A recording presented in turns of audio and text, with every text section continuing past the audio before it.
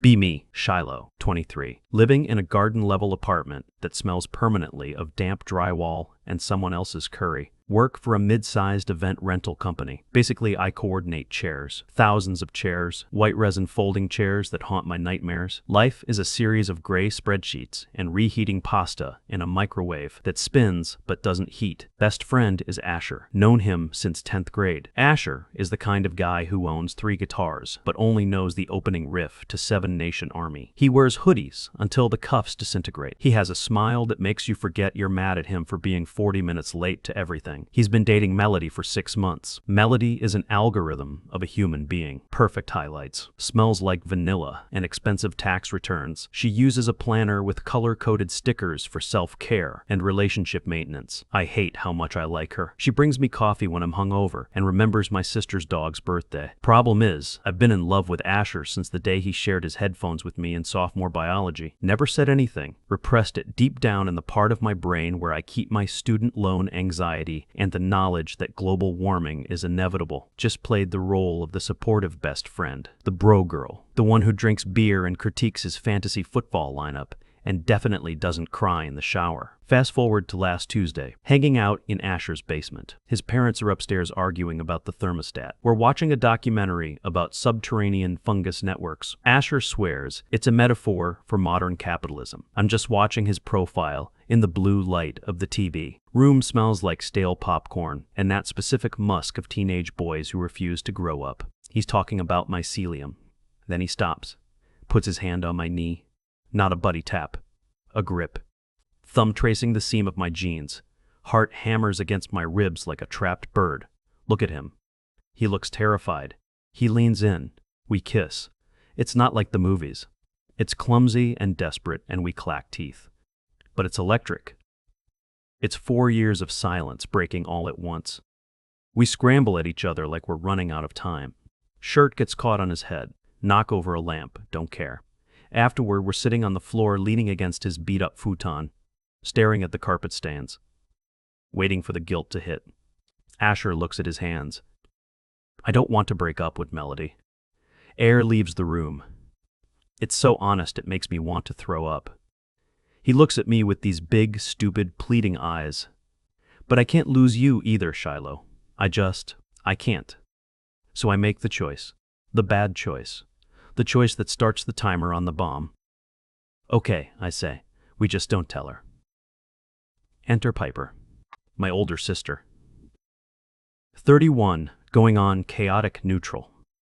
Piper is a holistic life architect, which means she charges people $200 an hour to tell them to breathe. She calls me while I'm driving home from Asher's. Speakerphone screams at me, Shiloh, I need you to pick up Oscar. Oscar is her golden doodle who has anxiety and takes Prozac.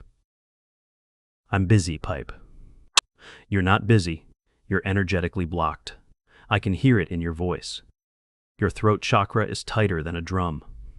Pick up the dog. I have a tantric breathing workshop until 6. She hangs up before I can say no.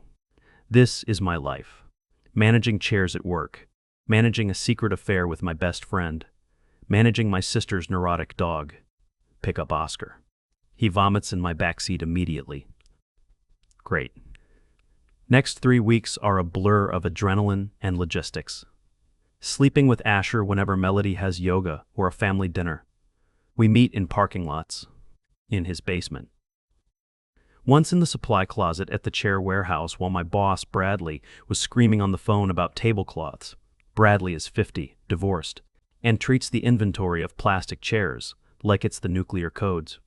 Shiloh, where is the invoice for the Chiavari bar stools? The Johnson wedding is in 3 days, and if they don't have bar stools, I am personally holding you responsible for the collapse of their union. I sent it on Tuesday. Bradley, send it again, and bold the font. They need to feel the urgency. I send the invoice. Asher texts me, miss you. Tonight? Melody is doing a pottery class. My stomach flips. I feel dirty. I feel alive. I feel like I'm driving a car with no brakes down a mountain. Then comes the text from Sydney, mutual friend. Girls' night. Melody needs to vent. Wine and cheese at my place. 8 p. M. Mandatory. I try to bail. Piper calls me again. Shiloh, did you file my LC paperwork? I sent you the PDFs. Pipe, I am not your assistant. I am empowering you to learn administrative skills. Also, Oscar needs his anal glands expressed. Can you book the vet? No, you're so hostile lately. Is it the Mercury retrograde, or are you just not drinking enough alkaline water? Hang up on her. Go to Sydney's apartment. Tiny place in the gentrified part of town where the rent is high but the water pressure is low. String lights everywhere. Cheese board that costs more than my weekly grocery budget. Melody is there. She looks radiant and sad, wearing a terrifyingly soft cashmere sweater. She hugs me, smells like vanilla and betrayal. Shiloh, I feel like I haven't seen you in forever. She squeezes me tight. I want to dissolve into the floor. We sit in a circle, drink cheap rosé that tastes like battery acid and sugar. Sydney puts on a breakup playlist. Everyone starts talking about their problems. Aubrey hates her boyfriend because he chews too loud. Tatum hates her boyfriend because he won't commit to a ski trip. Melody is quiet, picking at a piece of brie. Asher is great, she says. Voice small, my heart stops. He's just distant lately. Like he's there, but he's not there. I take a huge gulp of wine. Maybe he's just stressed about school, I say, my voice cracking. Melody looks at me, eyes big and trusting. Maybe. I just feel like there's a wall, and I'm trying to climb it, but I don't have the right shoes. Metaphor lands heavy. Then she pivots. Honestly, sometimes I wonder if I settled too fast. Room goes quiet. I mean, I love him. But I grew up in this super religious house. Straight path, straight lines, never really. Strayed. She tucks hair behind her ear, nervous tick. I've kissed girls before, she blurts out. Sydney drops a cracker. Shut up, Tatum says. Just. At camp or parties. But I never let it go further. I was too scared of what my mom would say. She looks directly at me. Intense eye contact. Sometimes I wish I explored that side of myself before I became Asher's girlfriend. I freeze. Later that night, everyone passes out on the floor like a pile of puppies. Sydney didn't have enough air mattresses, so me and Melody are sharing a futon, face to face. Room is dark. Streetlights filtering through the blinds, painting stripes on her face. Can hear Aubrey snoring in the corner. Melody whispers, "You awake?" "Yeah." "Did you mean what you said earlier? About Asher just being stressed?" "Yeah, he's a complicated guy." She sighs. Warm breath hits my face. "Have you ever been with a girl?" "Shiloh?" Throat goes dry. "No, never?" "Never." She shifts closer. Knee brushes my thigh. Exact same spot Asher touched me. The irony is crushing me. Curiosity is a heavy thing to carry, she whispers. Then she kisses me. Soft, hesitant, tasting like wine and chapstick. It's not aggressive. It's a question. She's asking me a question with her mouth. And God help me, I answer. Kiss her back. It's different than Asher. Softer, slower, more careful. Asher kisses like he's trying to consume you. Melody kisses like she's trying to find something she lost. We don't sleep together in the full sense, just heavy petting and quiet gasps under the blanket, while our friends sleep 3 feet away. Fall asleep tangled together. Wake up at 6 a.m. Melody is already up, making coffee in the kitchen. She looks at me. Smile is shy, secretive. "Coffee?" she offers. "Yeah. Black." She hands me a mug. "Let's just keep that between us, for now?" "Yeah," I say. "Totally. Now I am double agent, sleeping with the boyfriend, fooling around with the girlfriend. I am the hypotenuse of the most dysfunctional triangle in the Midwest." Monday morning. Back at work. Bradley is hyperventilating. Shiloh. The tables for the fundraiser are round. The client wanted rectangular. Round tables imply community. Rectangular tables imply hierarchy. This is a corporate gala. They want hierarchy. I'll call the warehouse, Bradley. Don't just call, screech, demand, threaten litigation. Phone buzzes. Text from Asher, lunch, need to see you. Text from Melody, can't stop thinking about the other night. Are you free later? Need to talk. Text from Piper, Oscar A to B. I need you to drive him to the acupuncture vet. I have a client crisis. She's realized her aura is beige. I put my head on my desk, smell the cheap laminate. I am going to explode. Meet Asher for lunch. We sit in his car in the Chipotle parking lot, windows fogging up. He's eating a burrito like he's angry at it. Melody's acting weird, he says, mouth full of carnitas. Weird how? I ask. Heart pounding, just. Happy, but secretive. She keeps checking her phone, smiling. He looks at me. You don't think she's seeing someone else, do you? I almost choke on my Sprite. Asher, she loves you. She's obsessed with you. I don't know. I feel guilty, Shiloh. What we're doing, it's wrong. He reaches for my hand. Greasy fingers. But I can't stop. When I'm with you, everything makes sense. With her, I feel like I'm performing a role, the boyfriend. With you, I'm just me. This hits me right in the chest. Because I know he means it. And I know I'm enabling him. We have to figure this out, I say. We will, he promises. Just give me a little more time. Drive back to work. Boss Bradley is measuring the width of a napkin with a ruler. 3 inches, Shiloh. This is a cocktail napkin. A dinner napkin must be 5 inches. Are we running a savage encampment? I'll fix it, Bradley. Leave work early. Go to Melody's apartment. She invited me over to study. She's wearing sweatpants and a tank top, no makeup. Still looks like a model in a catalog for expensive loungewear. We sit on her bed, textbooks open, don't read a word. She starts talking about her family. My dad expects me to marry a doctor, or a lawyer, someone with a 401k and a golf handicap. She looks at me. Asher is safe. He's a good guy. My parents like him.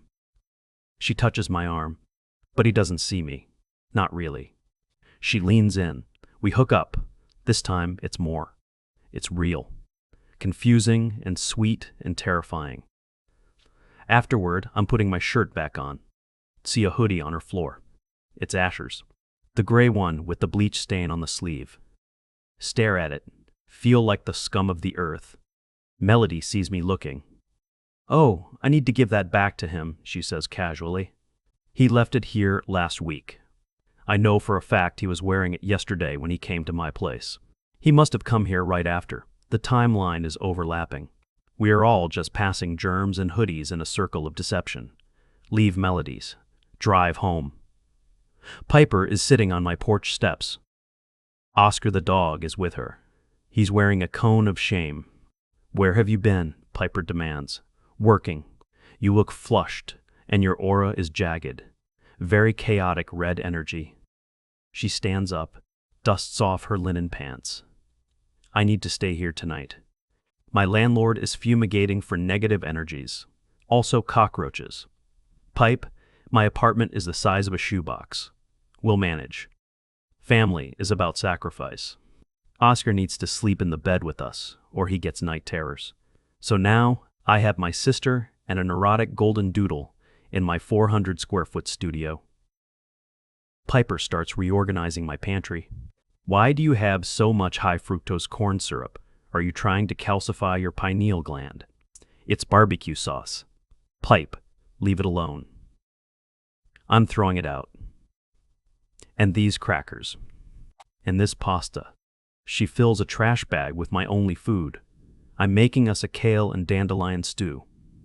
I sit on my couch, stare at the wall. Phone buzzes. Group chat, Asher, Melody, Shiloh. Melody, hey guys. My parents are out of town this weekend. Big dinner party at my house Saturday. I'm cooking. No excuses. Asher, I'm in. I type, sure. Sounds fun. I want to die. Saturday arrives. I am a wreck. Piper insists on coming. I need to assess the vibrational quality of your social circle, she says. You are not invited, Pipe. I am your spiritual guide. Wherever you go, I flow. She gets in the car. She brings a Tupperware of activated almonds. We arrive at Melody's house. McMansion in the suburbs. White carpets, chandeliers. Smells like lemon polish and generational wealth. Asher is there, wearing a button-down shirt that I ironed for him 3 weeks ago. He looks uncomfortable. Melody is in the kitchen, wearing an apron that says, "Kiss the cook." She looks manic. "Shiloh, you brought your sister?" "Hi," Piper says, wafting into the room. "Your entryway has terrible feng shui. The energy rushes right out the door. You need a mirror to deflect the chi." Melody blinks. "Okay, thanks." We sit down to dinner. Melody has made lasagna. It looks perfect.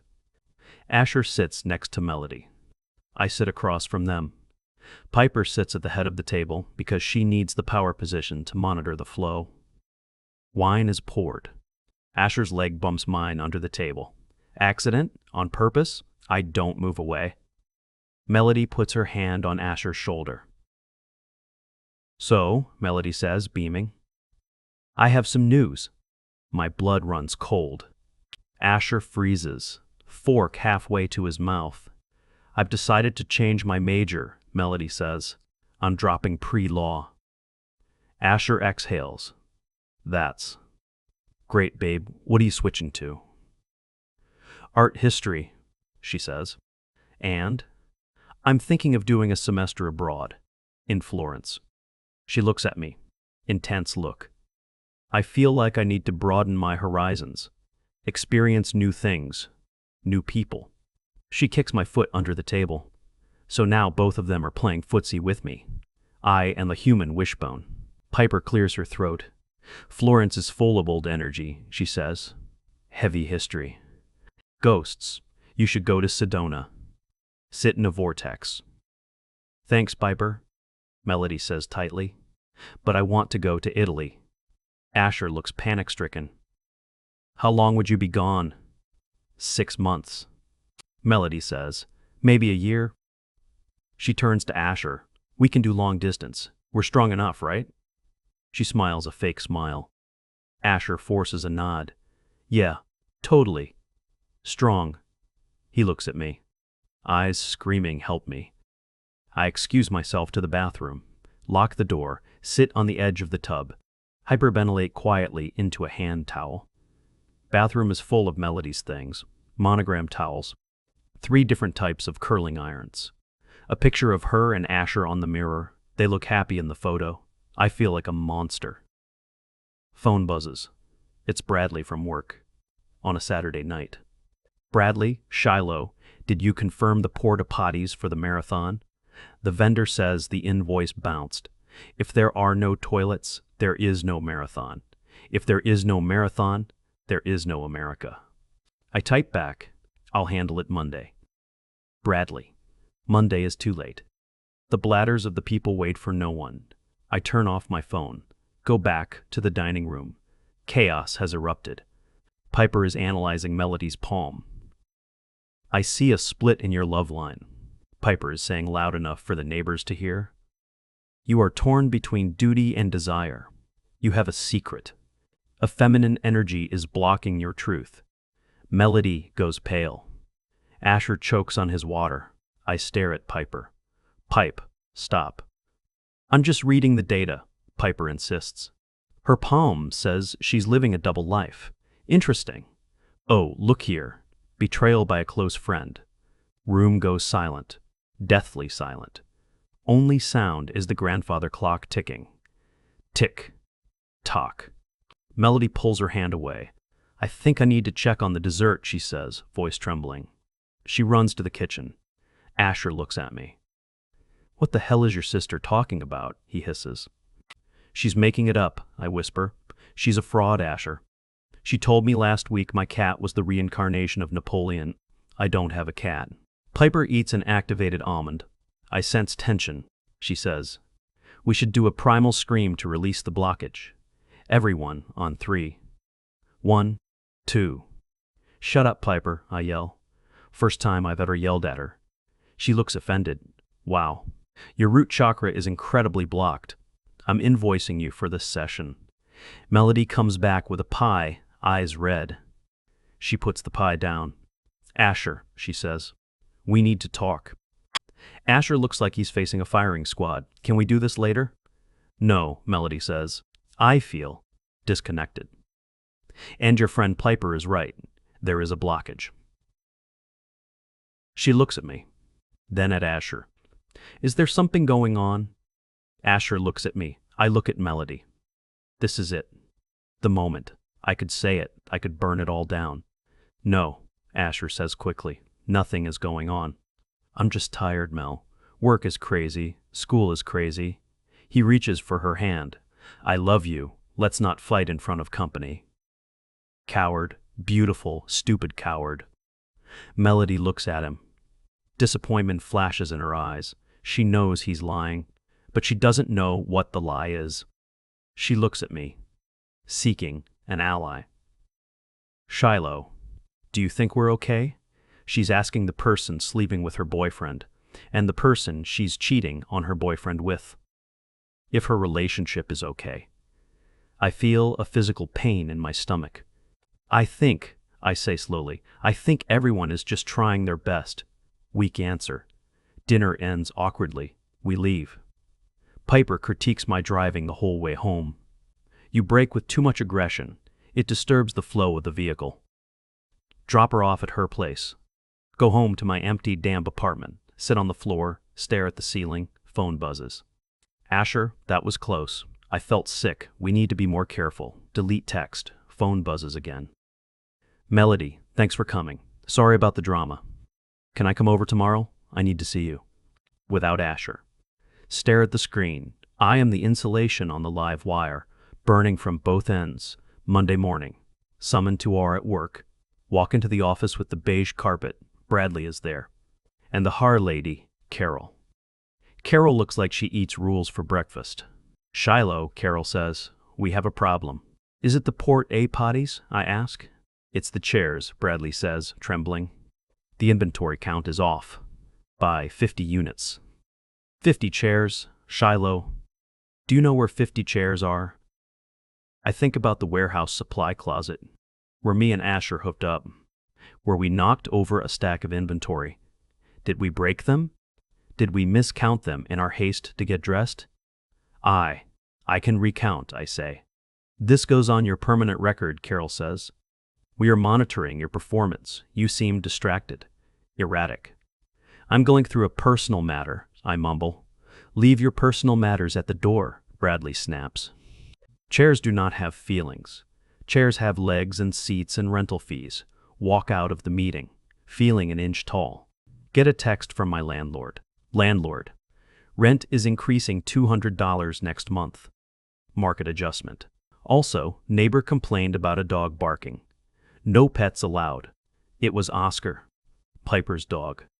One night. And now I might get evicted. I sit in my car at lunch, head on the steering wheel. I have no money. My job is on the line. My living situation is imploding. And I am in love with two people who are dating each other. Knock on the window. It's Asher. He tracked my location. He looks rough, eyes dark. I can't take it, he says through the glass. I roll down the window. What? Melody. She wants to book the tickets to Italy. She wants me to go with her for the first 2 weeks. So go. I can't go. I can't pretend for 2 weeks in Italy. I want to be with you. Then tell her, I scream. People in the parking lot look over. I lower my voice. Tell her, Asher, or I will. He recoils. You wouldn't. I might. I'm tired, Asher. I'm so tired. He looks scared. Don't do anything crazy. Just wait.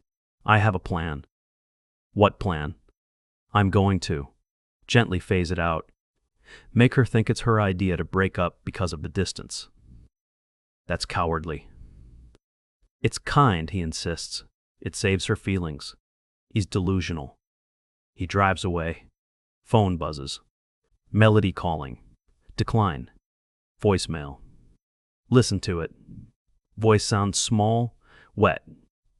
Hey, Shiloh. I just wanted to hear your voice. I feel really lonely today. Asher's being weird again. I wish I could just be with someone who gets me, like you do. Anyway, call me back. Heartbreaks. Go back to work. Count chairs for 4 hours. 50 chairs are indeed missing. Find them in the wrong bay, buried under a tarp. They are broken, crushed. Looks like someone drove a forklift into them. Or, wait, I remember Asher leaning against a stack. The stack tipping. We didn't check the damage. We just ran. I owe the company $1,500 for damaged resin chairs. I have $42 in my bank account. Drive home. Piper's at my door again. I brought you a casserole, she says. It's made of lentils and forgiveness. I don't want it, Pipe. You look terrible. Gray aura. Very stagnant. I booked you a session with my breathwork coach, Zephyr. He's expensive, but he accepts crypto. I'm getting evicted, Pipe, because of Oscar. Piper waves her hand. Manifest a new home. Visualize a mansion the universe provides. The universe requires a credit score, Piper. She hugs me. Stiff, awkward hug. You're spiraling. Just breathe. She leaves the casserole on the mat. Drives away in her Subaru. Go inside. Apartment is cold. Start packing boxes. Don't know where I'm going. Just know I can't stay here. Can't afford the rent hike. Can't afford the emotional tax of this life. Phone rings. It's Melody. Pick up. Can I come over? She asks. I'm packing, I say. I'll help. She comes over, wearing jeans and a hoodie. Asher's hoodie. She sees the boxes. Where are you going? Don't know yet. Somewhere cheaper. She grabs a roll of tape, starts taping a box of books. Efficient. Precise. Move in with me. She says. I freeze. What? Asher won't move in. He says he needs space. My lease has an extra room. Split the rent. She looks at me, eyes hopeful. Dangerous. It would be fun. She whispers, we could hang out more. The implication hangs in the air. Move in with the girl I'm hooking up with. Who is dating the guy I'm hooking up with? Who is my best friend? It's the worst idea in human history. I have to think about it. Doorbell rings. Who is it now? Open door. It's Asher. He sees Melody's car. He looks panicked. Pushes past me. Sees Melody taping a box.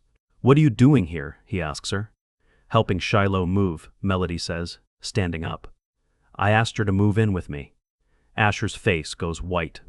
She can't move in with you. Why not? Melody challenges. Because, Asher looks at me. Sweat on his forehead. Because I was going to ask her to move in with me, he lies. Melody stares at him. You have a 1-bedroom basement apartment, Asher. Where would she sleep? On the futon, he says weakly, until I get a place. Melody laughs. Bitter sound. You won't commit to moving in with me, your girlfriend of 6 months. But you'll move in with Shiloh? She's my best friend. She's in trouble. I'm your girlfriend. It's different. They are screaming at each other in my living room. Surrounded by half-packed boxes of mugs and old sweaters. I'm standing by the kitchenette, holding a roll of bubble wrap. This is it. The collision. Melody turns to me. Shiloh, tell him. Tell him you'd rather live with me. Tell him we have a better connection. Asher turns to me.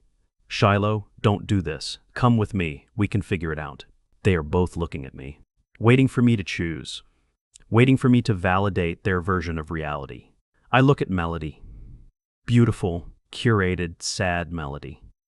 Who kisses me like a question? I look at Asher. Messy, selfish, beloved Asher, who kisses me like an answer. And I realize, I don't want either of them. Not like this. Not in pieces. Not as a secret. Stop, I say. Quietly. They keep arguing. Stop, I scream. They freeze. Get out, I say, both of you. Shiloh? Asher steps forward. Get out of my apartment. Take your drama. Take your hoodies. Take your lies. Get out. Melody looks shocked. Shiloh? I'm trying to help. You're not helping. You're using me. Both of you. I'm not a prop in your relationship. I'm not an experiment. I'm not a secret. Tears streaming down my face. Ugly crying. Snot and everything. Just go. Please. Just go. Silence. Long, heavy silence. Asher looks at his shoes. Melody looks at me. Really looks at me. She sees it.